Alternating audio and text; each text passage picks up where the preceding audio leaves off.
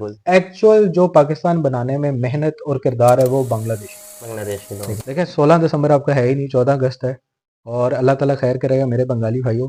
हमारे दिल साफ हैं, आपके दिल साफ हैं। अब मेरा नहीं ख्याल कि किसी तीसरे की गुंजाइश है कि वो हमें आके बताए कि क्या करना है। अस्सलाम वालेकुम जी, welcome back to my channel. Hope आप सब बिल्कुल ठीक-ठाक होंगे। मेरा नाम स्मैन है। आप देखिए स्मैन रिएक्शंस बंगला यहाँ पे जी। आज बांग्लादेश का विक्ट्री डे है। ये वीडियो शायद थोड़ी-सी देर से जाए, बट आई विल ट्राई कि मैं इसको ठीक है आज भी लगा दूँ। ख़ैर यहाँ पे विक्ट्री डे है और पाकिस्तानी विक्ट्री डे के हवाले से क्या सोचते हैं। यहाँ पे पाकिस्तान के एक पॉलिटिशियन हैं जिन्होंने विक्ट्री डे के हवाले से बहुत अहम बातें की हैं। पाकिस्तान बांग्लादेश से क्या चाहता है, किस किस्म के रिलेशंस आगे प्रमोट होने चाहिए और किस तरह दोनों कंट्रीज़ एक दूसरे को फ़ायदा पहुंचा सकती हैं। यहाँ पे आज की वीडियो इसी हवाले से है। पहले हम वीडियो देखते हैं, फिर इस पर मज़ीद बात करेंगे। आप लोगों ने वीडियो को आखिर तक देखना है। चैनल पे न्यू है तो चैनल को आज भी सब्सक्राइब करें, बेल आइकन को क्लिक करें। तो चलते हैं, देखते हैं वीडियो, लेट्स गो। एक्चुअल जो पाकिस्तान बनाने में मेहनत और किरदार है वो बांग्लादेश। बांग्लादेश के लोग। देखिए 16 दिसंबर आपका है ही नहीं, 14 अगस्त है। और अल्लाह ताला खैर करेगा मेरे बंगाली भाइयों। हमारे दिल साफ हैं, आपके दिल साफ हैं। अब मेरा नहीं ख्याल कि किसी तीसरे की गुंजाइश है कि वो हमें आके बताए कि क्या करना है। हम कोई लंबी चौड़ी बातें नहीं कर रहे। हम यहाँ पे बात कर रहे हैं पीपल टू पीपल कम्युनिकेशन की। हम यहाँ पे डिफेंस एग्रीमेंट्स की बात कर रहे हैं, ट्रेड की बात कर रहे हैं, कल्चरल एक्सचेंज की बात कर रहे हैं, एक हालात को नॉर्मलाइज करने की बात कर रहे हैं। बाकी बांग्लादेश एक अलग आइडेंटिटी है, हम उसकी रिस्पेक्ट करते हैं। हम जॉय बांग्ला भी कहते हैं, हम पाकिस्तान जिंदाबाद भी कहते हैं। ठीक है, तो हमारा किसी किस्म का ये नहीं है कि हम रीयूनाइट करने की बात कर रहे हैं। वी आर टॉकिंग अबाउट कि भाई आपकी अलग आइडेंटिटी है, हमारी अलग आइडेंटिटी है, लेकिन हमें अपने कॉमन ग्राउंड्स को याद रखना है और हम सब एक हैं। कामरान साहब, 16 दिसंबर आ रही है, बांग्लादेश का इंडिपेंडेंस डे आ रहा है, बकौल बांग्लादेश के अवाम के और उनके लीडरान के।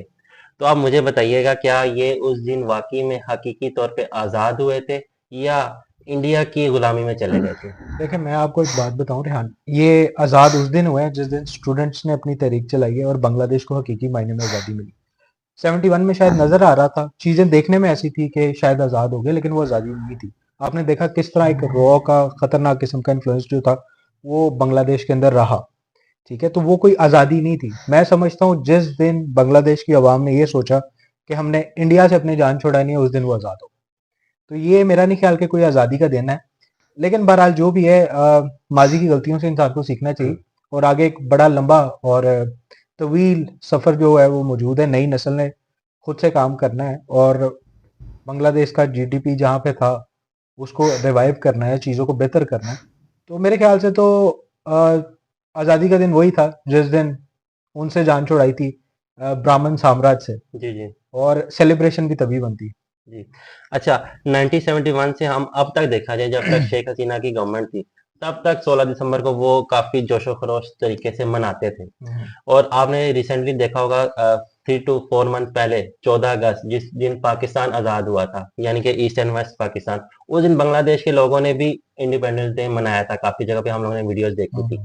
आपको क्या लगता है, अब जो परसों जो 1-2 दिन बाद 16 दिसंबर आ रही है, इस 16 दिसंबर में आपको क्या लगता है, क्या वो सेलिब्रेशन जैसे पहले होती थी वैसी होएगी कि नहीं होगी? नहीं होगी, बिल्कुल भी नहीं होगी। अब बांग्लादेश की आवाम जो है ना वो जान चुकी है। आपने जहाँ 14 अगस्त की बात की ना, जी जी हमारी कोई कॉमन हिस्ट्री है। जी दो कौमी नजरिया जी जो जी रिवाइव किया शेख हसीना के फौरन बाद, जिस तरह रिवाइव किया शेख मुजीबुर रहमान के, जिस तरह पुतले गिराए गए और सारी चीजें हुई ना। तो मेरा नहीं ख्याल कि ये देखे ना, 71 के अंदर भी क्या हुआ। हम्म, वहां पे अगरतला होता है, उसके बाद जनाब चीजें एग्जेजुरेट की जाती हैं।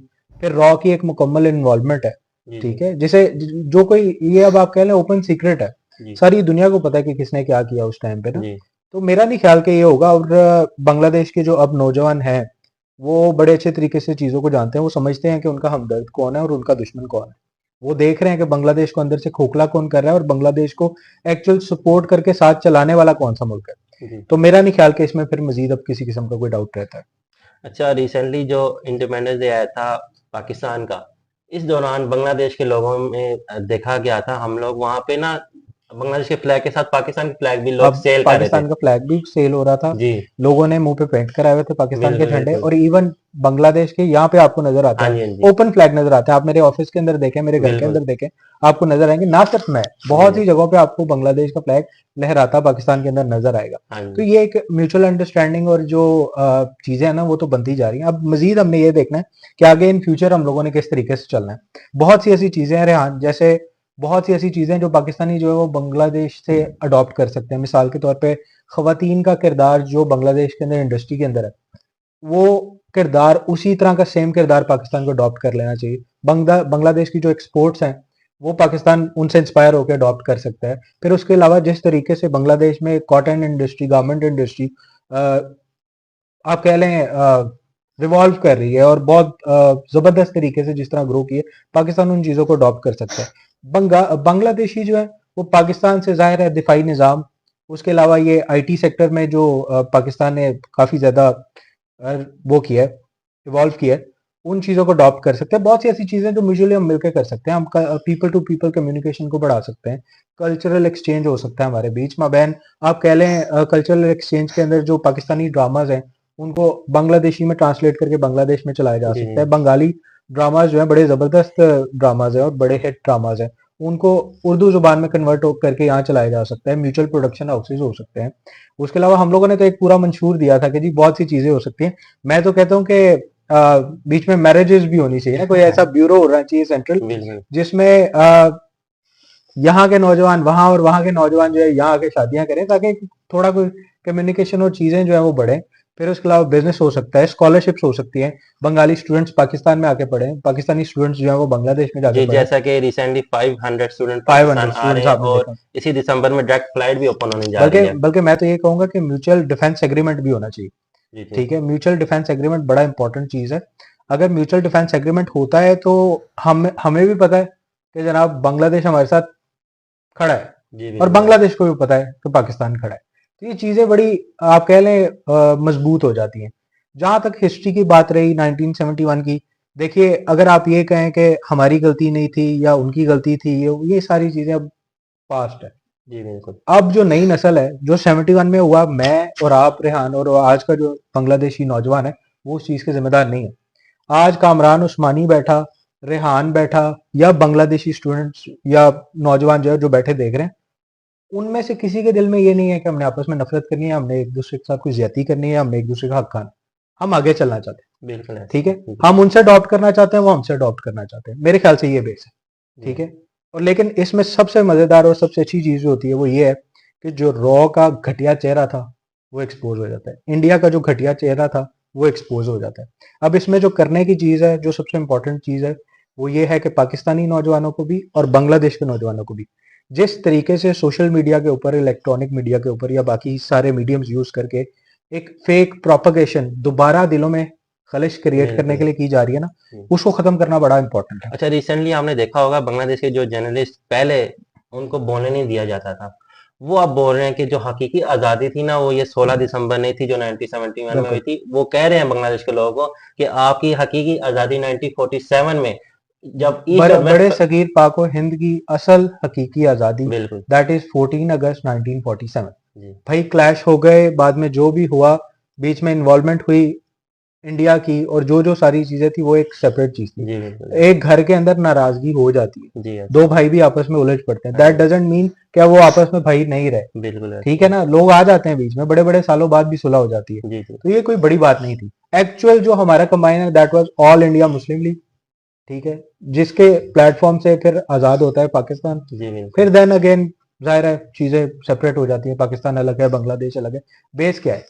That is All India Muslim League बिल्कुल। That gave independence on 14th August 1947। That is the main, आप कह लेंगे that is the actual date. आप अक्सर अपनी स्पीचेस में डिस्कस करते रहते हैं कि जो बांग्लादेश को और पाकिस्तान को, यानी कि ईस्ट एंड वेस्ट पाकिस्तान को आजाद करवाने हैं वाले ही ईस्ट पाकिस्तान के लोग थे और बिल्कुल, वही इस देखा चीज को। मैंने तो बारहा आपने ये बात जी, की है कि भाई पंजाब में, सिंध में, बलूचिस्तान में, यहाँ तो सारा सिस्टम जो सारा कुछ हो गया उसके बाद था ना, जी, जी, माइग्रेशंस भी बाकी सारे। बिल्कुल। एक्चुअल जो पाकिस्तान बनाने में मेहनत और किरदार है वो बांग्लादेशी। बांग्लादेश के लोग ठीक है, हैं, बिल्कुल हुसैन ऐसे। शहीद सोहरवर्दी की बात कर बिल्कुल रहे हैं, ऐसी है, नेशनल एक्शन ऐसी डे है।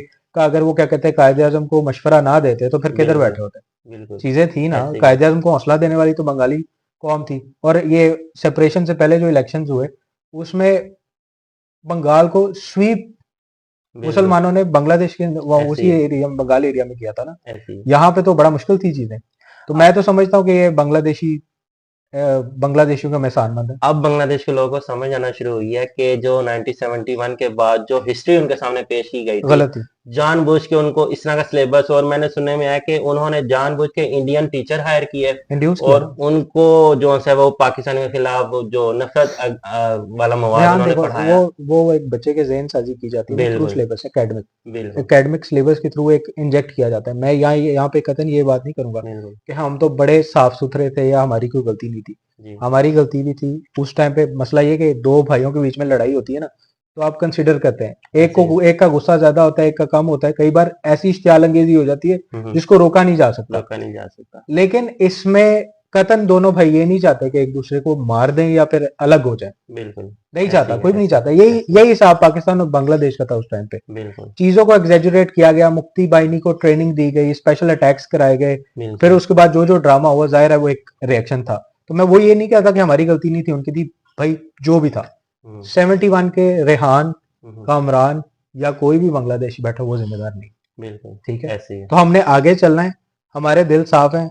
अगर किसी ने कोई गुस्सा ठंडा करना है तो वो आगे कर ले, जी हम बैठेंगे। अगर किसी को 71 याद आ जाए, हम्म, भाई हमें बिठाएं, सामने थप्पड़ मारे, हम गले लगा लेंगे। बिल्कुल ठीक ऐसे है। ही है, ऐसे ही है। लेकिन हमने तो आगे चलना है। हम अब ऑल दो मैं मेरी जनरेशन जो है वो जिम्मेदार नहीं है। जी ठीक है। लेकिन फिर भी जी अगर किसी एक के देखोगा, अव्वल तो बांग्लादेशी बहुत प्यार करते हैं, बहुत बिल्कुल शदीद प्यार करते ऐसे हैं। ही है। अगर फिर भी किसी ने गुस्सा निकालना है तो जनाब तैयार है, आगे हम्म, निकाल। बल्कि हम आ जाएंगे, हमें एयरपोर्ट पर लिटा लें, मारे हमें पकड़ के, अगर किसी ने गुस्सा निकाल। लेकिन उसके बाद फिर उठाएं और गले लगा। बिल्कुल ऐसे ही है। ठीक है ना। जी ये इस तरीके से सूत्र है। एंड भी आप 16 दिसंबर पर बांग्लादेश के लोगों को मैसेज देना हो।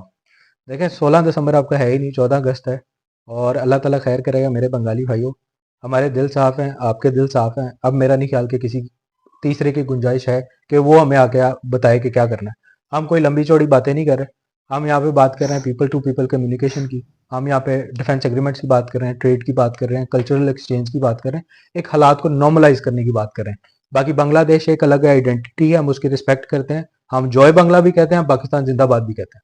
ठीक है। तो हमारा किसी किस्म का ये नहीं है कि हम रीयूनाइट करने की बात करें। वी आर टॉकिंग अबाउट कि भाई आपकी अलग आइडेंटिटी है, हमारी अलग आइडेंटिटी है, लेकिन हमें अपने कॉमन ग्राउंड्स को याद रखना है और हम सब एक हैं। वीडियो आप लोगों ने देखी है। पाकिस्तान की पोलिटिशियन है कमरान सईद उस्मानी, बहुत अहम किस्म की बातें इन्होंने की हैं 16 दिसंबर के हवाले से। क्या ये बांग्लादेश का एक फ्रीडम का दिन है, विक्ट्री का डे है? इन्होंने कहा कि असल विक्ट्री का जो डे है, असल इंडिपेंडेंस का जो डे है वो है जब शेख हसीना को बांग्लादेश से बाहर निकाला गया, और वो ही असल आज़ादी का दिन है। और आई थिंक उसी दिन को बांग्लादेश को सेलिब्रेट करना चाहिए।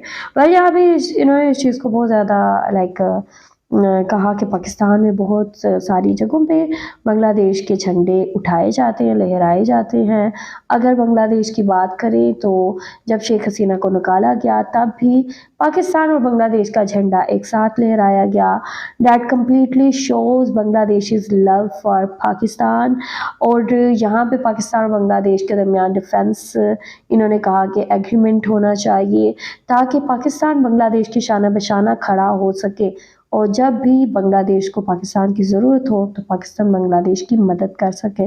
तो यहाँ पे इन्होंने बहुत अहम बात की। उन्होंने कहा है कि पाकिस्तान को बांग्लादेश की एक बहुत अहम चीज़ है जिसको फॉलो करना चाहिए, और वो है औरतों का इकोनॉमी में रोल।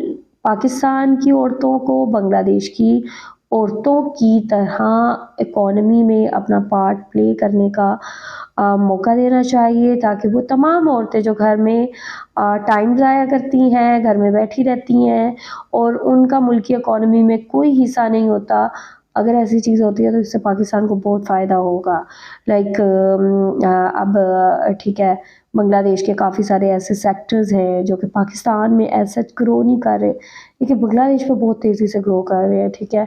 तो लाइक बांग्लादेश में मोबाइल की इंडस्ट्री बहुत तेज़ी से ग्रो हो रही है, ठीक है। सो इस तरह काफ़ी इंडस्ट्रीज़ हैं जिसमें बांग्लादेश बहुत आगे है, एंड कुछ ऐसी हैं जिसमें पाकिस्तान बेहतर है, ठीक है। तो इस तरह दोनों जो कंट्रीज़ हैं वो एक दूसरे को हर लेवल पे सपोर्ट फ्राहम करके एक दूसरे से फ़ायदा हासिल कर सकती हैं। और यहाँ पे ये ज़रूरी है कि यहाँ पे पाकिस्तान और बांग्लादेश में आना जाना भी आसान हो, कम्युनिकेशन भी लाइक काफ़ी हद तक कम्युनिकेशन तो हो रहा है पाकिस्तानी और बांग्लादेशियों में, बट स्टिल यहाँ पे अभी जो एक फ़्लाइट स्टार्ट होने वाली है, आई थिंक कुछ दिन में हो सकता है स्टार्ट हो जाए, तो उसके स्टार्ट होने का इंतज़ार है, क्योंकि बहुत सारे लोग वेट कर रहे हैं कि यार हमें हमें बांग्लादेश जाना है पाकिस्तान से, ठीक है। So this is quite interesting, काफ़ी इंटरेस्टिंग बातें की है इन्होंने, और इन्होंने कहा है कि बांग्लादेश हमारा भाई है और हमेशा रहेगा, और दुश्मन जो भी चाहे वैसा तो नहीं होगा, लेकिन हम हमेशा साथ रहेंगे। आप लोग क्या कहेंगे, आप लोगों का क्या कहना है? जो भी कहना चाहते हैं लास्ट में बताएं कमेंट सेक्शन में, वीडियो को लाइक शेयर लाजमी करें। अपना ख्याल रखें, बेशक कभी I will see you till then take care, अल्लाह हाफिज़, बाय बाय।